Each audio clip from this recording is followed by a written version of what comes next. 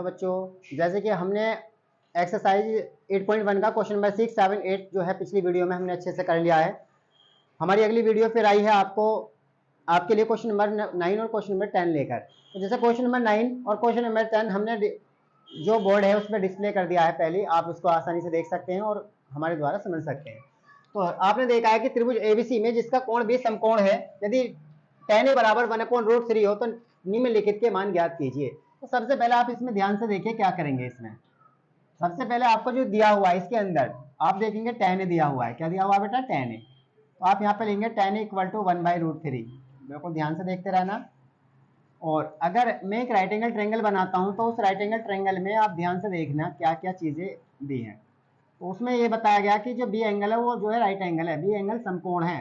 समकोण का मतलब है 90 डिग्री है। तो ये आपका ए हो गया, ये आपका बी हो गया और ये आपका सी हो गया। तो ये जो 90 ये जो है 90 एंगल है, यानी 90 डिग्री का एंगल है। अब हमें ना तो इसमें अभी आधार का पता लग रहा है, ना लंब का पता लग रहा है, ना कर्ण का पता लग रहा।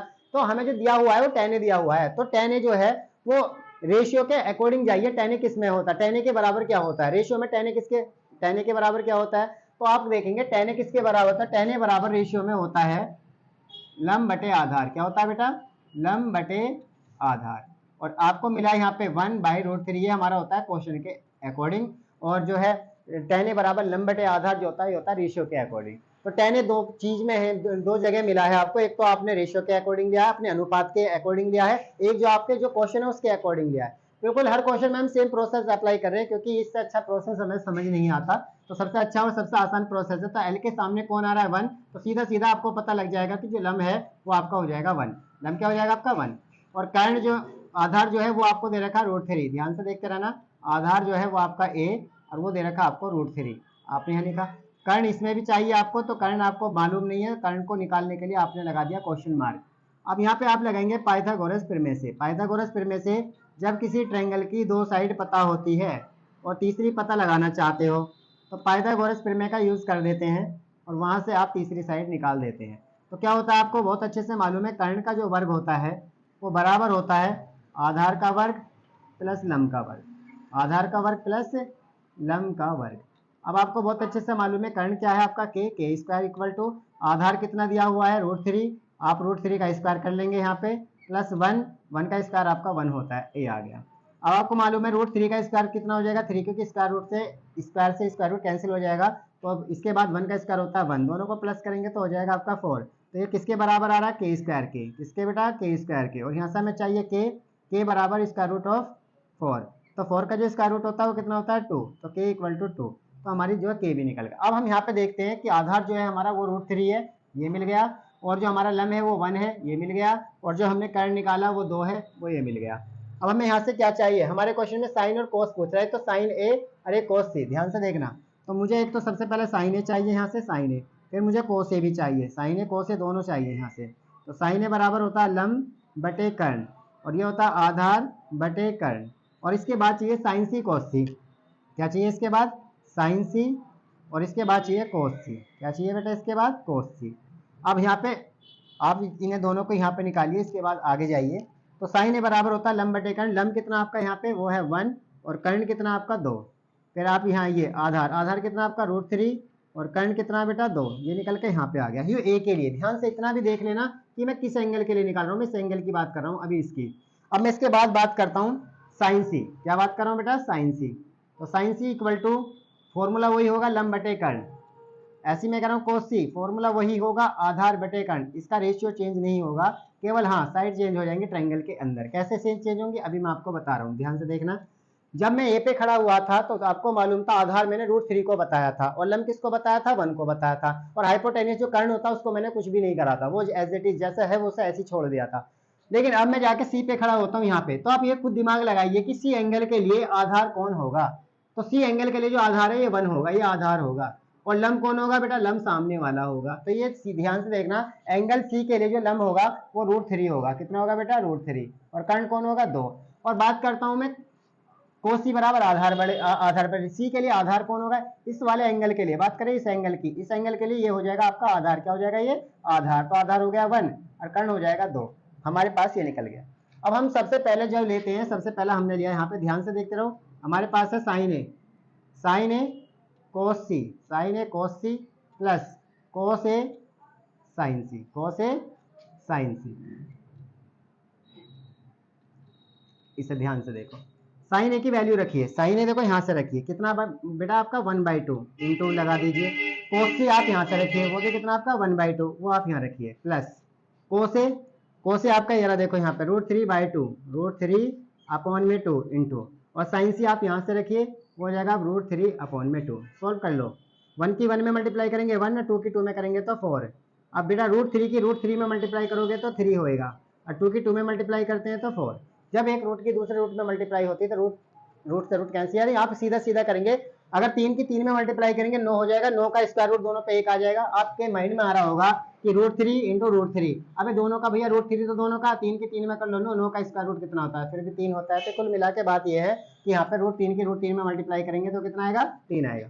अब ये लाइक फ्रैक्शन है, यानी इनके जो डिनोमिनेटर सेम है, तो आपने यहाँ पे रखा 4, यहाँ पे रखा 1, प्लस यहाँ पे रखा 3, 1 और 3 कितना हो गया बेटा 4, 4/4, और 4 से 4 को काटेंगे 1 टाइम कटेगा, तो दिस इज आंसर, ये आपका 1 आंसर हो गया। इस क्वेश्चन को आपने इस तरीके से यहाँ पे किया, तो बहुत अच्छे से। सेकंड पार्ट इसका बचा हुआ है, मैं उम्मीद करता हूँ कि आप इसे अच्छे से करके देखेंगे। क्वेश्चन नंबर 10 की तरफ चलते हैं। क्वेश्चन नंबर 10 में क्या है, सबसे पहले आप देखिए, इसमें भी एक राइट एंगल ट्रायंगल बनाइए, और इसमें जो राइट एंगल ट्रायंगल है किस तरीके का, वो PQR है, यानी क्यू एंगल जो है वो आपका 90 डिग्री है, क्यू आपका 90 डिग्री है, ये आपका P है और ये आपका R है, और इसको आपने बोला 90 डिग्री, ये आपका 90 डिग्री हो गया। अब बात क्या करते हैं, सबसे पहले आप इसमें देख रहे हैं क्या क्या चीजें हैं इसमें, तो इन ट्रायंगल ध्यान से देखना, तो हम यहाँ पे लिखेंगे समकोण त्रिभुज, देखते रहना बेटा, बहुत अच्छा क्वेश्चन है ये भी।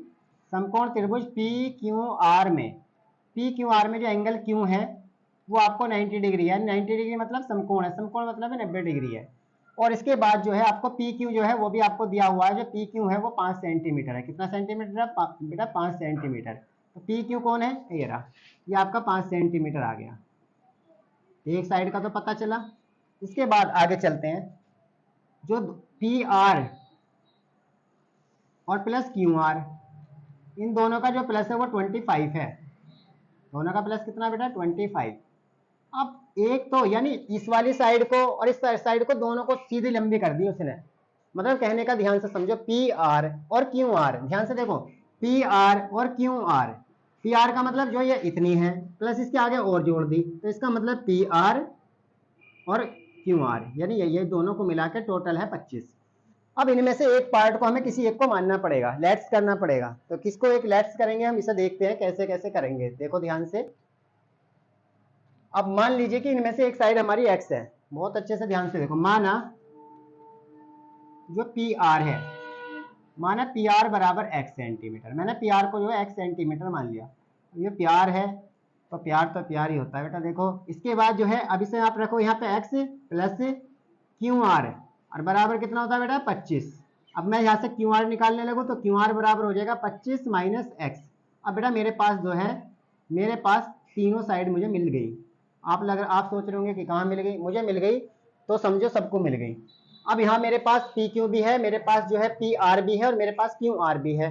तो अब मैं यहाँ पे लगाता हूँ पाइथागोरस प्रमेय। पाइथागोरस प्रमेय जब मैं यहाँ पे लगाऊंगा तो मुझे कुछ निकल कर आएगा, देखते रहो बस, आपका काम देखने का, बस आप देखते रहो। पाइथागोरस प्रमेय से, पाइथागोरस प्रमेय में आपको पता है कर्ण कौन है बेटा, ये है, ये रहा। तो मैं कह रहा हूँ PR², यानी PR का वर्ग इक्वल टू PQ का स्क्वायर प्लस QR का स्क्वायर, ये पाइथागोरस प्रमेय। PR कितना आपका, PR वो x है, PR कितना बेटा x, ये रहा x का स्क्वायर, और PQ कितना आपका, PQ आपका 5 है, यहाँ पे 5 का स्क्वायर, प्लस QR कितना आपका 25 माइनस x, ये आपका ये रहा। अब देखते रहो ध्यान से, x का स्क्वायर कितना होता है बेटा, x स्क्वायर होता है, 5 का स्क्वायर होता है 25, प्लस ये होगा a माइनस b का होल स्क्वायर, यानी जो 25 है इसे मान लो a, और x है इसे मान लो b, a माइनस b ऊपर whole square, a minus b का होल स्क्वायर, तो a माइनस b का होल स्क्वायर क्या होता है, 25 का स्क्वायर होता है बेटा 625। आप सोचोगे कैसे कर रहे हैं, देखते रहो, प्लस x स्क्वायर और माइनस का 2, पूरा ही कर लो चलो, क्योंकि फिर तुम ये सोचोगे पता ना सर जी ने कहाँ से रख दिया, तो लिख दो 25 का स्क्वायर, ये उन्हें a स्क्वायर होगा, प्लस b की जगह x है, x स्क्वायर कर लो, माइनस का 2 गुणा 25 और गुणा में x है। बहुत अच्छे से देखते रहो, ये हो जाएगा आपका x स्क्वायर बराबर 25 प्लस 25 का स्क्वायर होता है 625, 25 का स्क्वायर 625 प्लस x स्क्वायर और माइनस 25 दूनी 50 एक्स। ये एक्स स्क्वायर से ये वाला एक्स स्क्वायर कैंसिल होगा, तो यहाँ पर बच्चा 0, तो ये हो जाएगा आपका 25 प्लस 625, दोनों को जोड़ दो तो कितना हो जाएगा बेटा 650। कितना हो जाएगा 650, और माइनस के हो जाएंगे 50x। 50x को इधर लेकर माइनस का साइड चेंज हो जाएंगे तो प्लस का हो जाएगा 50x। 50x बराबर हो जाएगा 650, और अगर मैं x निकालता हूँ तो x बराबर हो जाएगा 650 और बटे में 50, 0 से 0 कट गई, 13 पंजे 65, 13 आ गया। x बराबर आ गया 13। कितना आ गया बेटा x बराबर 13, x बराबर 13 आ गया। जो ये x बराबर 13 आया है इसका मतलब है कि x किसको माना आपने, PR को माना, तो PR 13 आ गया। तो यहाँ पे PR जो है यानी PR को आपने x माना तो PR निकल कर आ गया आपका 13 सेंटीमीटर, जिसको आपने x माना था वो हो गया आपकी 13। अब इसके बाद आपको चाहिए QR, आपको क्या चाहिए QR। QR क्या है आपका 25 माइनस एक्स, तो यहाँ पर आपको 25 माइनस एक्स, और 25 से माइनस एक्स की जगह x का मान आ तो गया 13, 25 में से 13 जाएंगे तो बचेंगे 12, ये 12 आ गया। तो मेरे हिसाब से बेटा ध्यान से देखना, ये जो QR है ये तो आ गया 12 है, और जो PR था ये आ गया 13। अब मुझे तीनों साइड मिल गई, मुझे आधार भी मिल गया, मुझे लंब भी मिल गया, मुझे कर्ण भी मिल गया। अब मैं चाहता हूँ यहाँ से साइन पी का मान निकालना, तो साइन पी बराबर होता है लंब बटे कर्ण। क्या होता है बेटा लंब बटे कर्ण, तो लंब कितना तुम्हारा 12 और कर्ण कितना 13, एक निकल गया। फिर मैं कह रहा हूँ कोस पी बराबर आधार बटे कर्ण, आधार बटे कर्ण। आधार कितना आपका 5 और कर्ण कितना 13, ये आ गया। और तीसरा चाहिए आपको tan p बराबर लंब बटे आधार, लंब बटे आधार, तो लंब कितना आपका 12, आधार कितना 5, ये आंसर आ गया। तो इस तरीके से क्वेश्चन को घुमा घुमा के करना आपको, जब तक आप घुमा घुमा के नहीं करेंगे इतना आपसे नहीं होगा।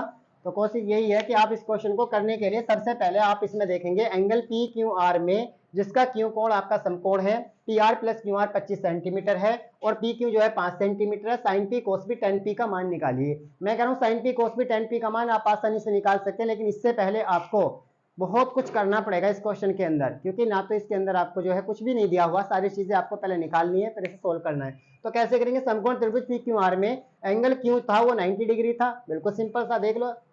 इसके बाद जो PQ है वो आपका 5 सेंटीमीटर है, वो क्वेश्चन के अकॉर्डिंग है।